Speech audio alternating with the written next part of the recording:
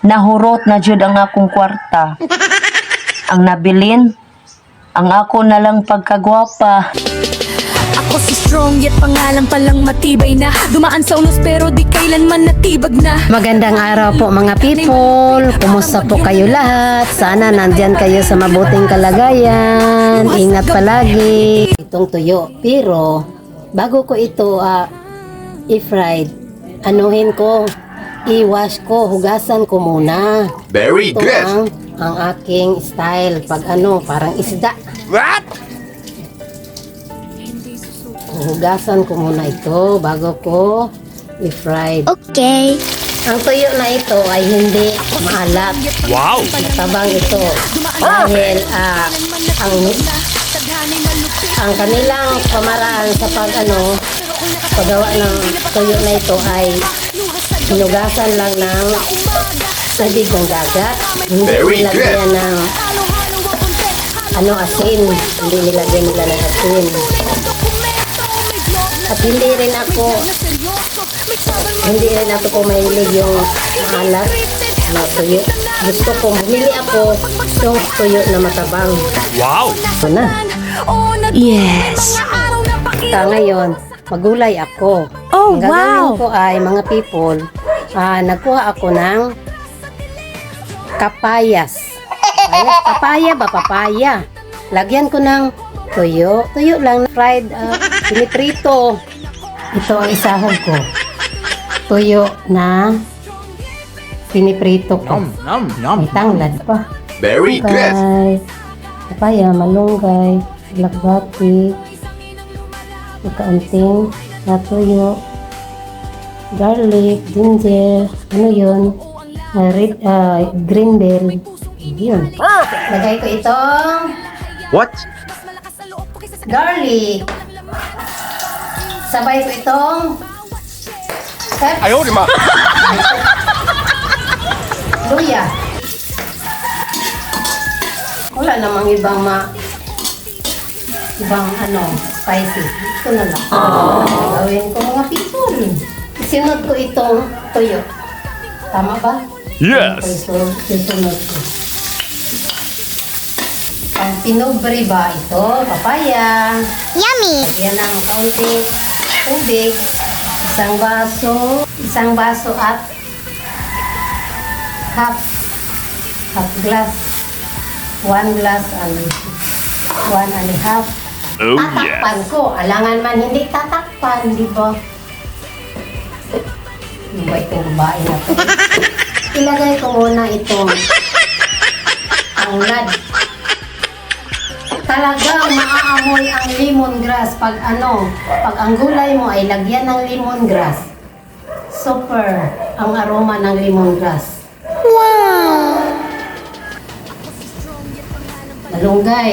Malunggay at saka itong lubating na kaunti.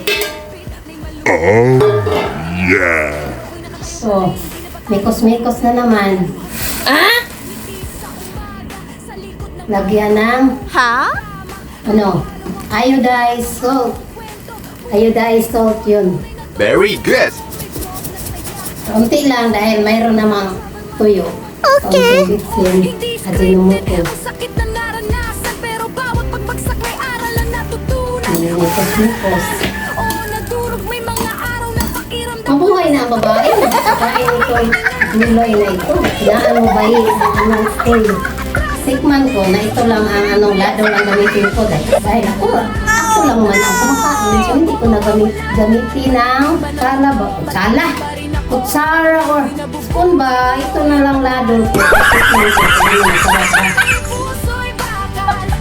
Masarap. Masarap ang mga people. Kain na ako ng tanghalian kasi ngayon ko na ako. Hindi perpekto pero totoo ang laban. Sa bawat upload ko may pusong inialay dyan. Mga bashers. Kain tayo mga people. Oh Ng pananghalian. Thank you.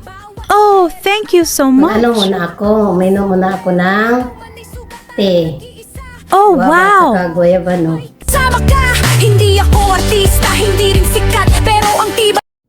Mag-pray muna ako. Sa gitna ng dilim ako'y ilaw. Sa sumisigaw. Di ako susuko, di ako bibigay. Ang sakit kahapon, yun ay lakas kong taglay. Tadhana man ay tila mabagsik. Mas A few moments later.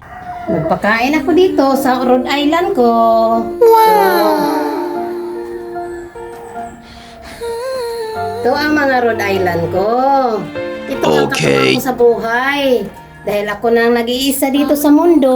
Oh no! Wala na akong anak. Iniwan na ako ng nag-iisa kong anak. So, ako na lang ang natitira dito sa mundo. Kaya nga, ako ay isang babaeng sugatan, sinaktan, dahil malupit ang tadhana sa akin. Oh Ano my mga people, God. na ano ako, na-relieve ang aking lungkot dahil mayroong nagbibigay sa akin ng manok na Rhode Island. So Ito nice. ang kanilang binigay sa akin. Sila ay mga mababait na mga taong nagbigay sa akin ng manok o chicken nuggets ko. Oh, wow! Sana maawa ang Panginoon na ito ay mag-grow. Masanay ba? Sanay ba yung magdami sila. Itong mga Rhode Island ko. At saka nagtaka ako bakit ang manok na ito na Rhode Island ay matagal ito mag-lay ng egg. Hindi ako makasagot. Ayun lang ang makasagot. Bakit ito ang matagal silang magbigay ng itlog? Alam niyo mga people, bakit tinali ko ito?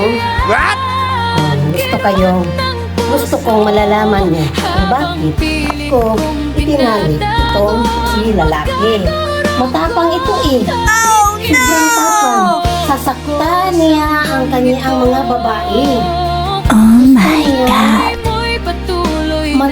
Gusto niyang mag-conquer dito sa mundo. Gusto niyang mag-conquer sa mundo. Gusto niyang sakupin ang kanyang mundo na siya na lang ang matitira. Kaya nga, nagagalit ako, inunalit ko siya. Mabuti lang hindi ko siya ikinukulong doon sa saan ang kulungan doon. Kayo lang ang nakaalam kung saan ang kulungan dito sa mundo. Naawa ako sa kanya. Tingnan niyo ang kanyang paa. Tingnan niyo ang kanyang paa. Hindi ba ninyo makita mga people? Ang kanyang paa. Kanyang paa ba? Ganyan. Pero makalakad naman siya ng matuwid. Yan, ganyan siya. Pero matuwid siya pag lumakad siya. Hindi ko alam kung ano. Oh my God. Meron pa ako dito. Tingnan niyo ang manok ko.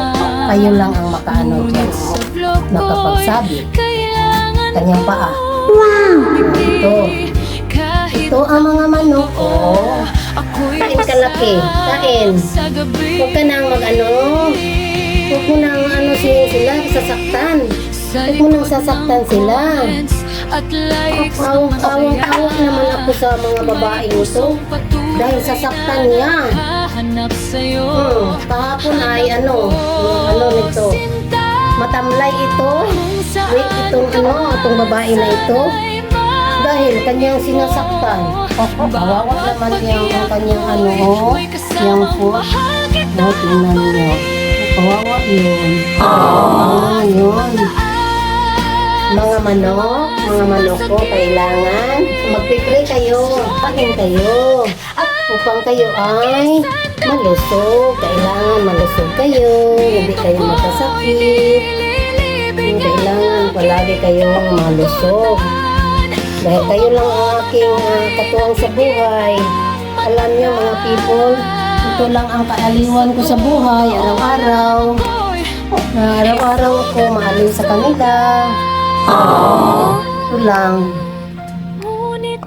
lang dahil alam naman ninyo na wala na akong katuwang sa buhay, wala na akong anak, iniwanan na ako ng aking anak. So, ito na lang sila, ang aking kaaliwan dito sa mundo. wala na akong magawa. Wala naman akong magawa dito sa mundo na kinuha ang aking nag-isa na. Kailangan maging matatag ako sa aking sarili, mga people. Hindi pa man, hindi naman ako pakukunin ng Panginoon. Kaya nga, maging matatag na lang ako. Kasama ko itong mga mga manok ko na Rhode Island. Oh my Lang ang God. aking kaaliwan sa buhay na habang akong nalungkot, dito lang ako sa aking mga manok ko. Kaya nga malaki akong pasalamat sa nagbigay sa akin ng manok. Mga manok, gusto ko sa mga manok ko na palagi silang malusog. Sama-sama kami na malusog. Yun. At saka, kayo din, mga people, na malusog kayo palagi. Wala kayong mga dinaramdam sa inyong katawan. Kinakailangan healthy kayo palagi, safety kayo palagi kung saan man kayo, saan kayo pupunta. Kinakailangan na safety din kayo, malusog din kayo palagi. Yun lang ang masasabi ko sa inyo. Saka sana mag-subscribe kayo sa aking mga mga videos ko. God bless you all, mga people. Keep healthy and keep smile behind the sadness. You will always smile. Yan lang, mga people. Ganyan lang ang buhay sa atin dito sa mundo. Meanwhile, Ano ang mas masakit para sa iyo? Pinagpalit or pinagsabay? Likod ko, sir. Please po, mga people, don't forget to subscribe, like, and share my videos. Sana po hindi kayo magsawa sa panonood ng aking mga videos. God bless you all. Take care. Bye-bye.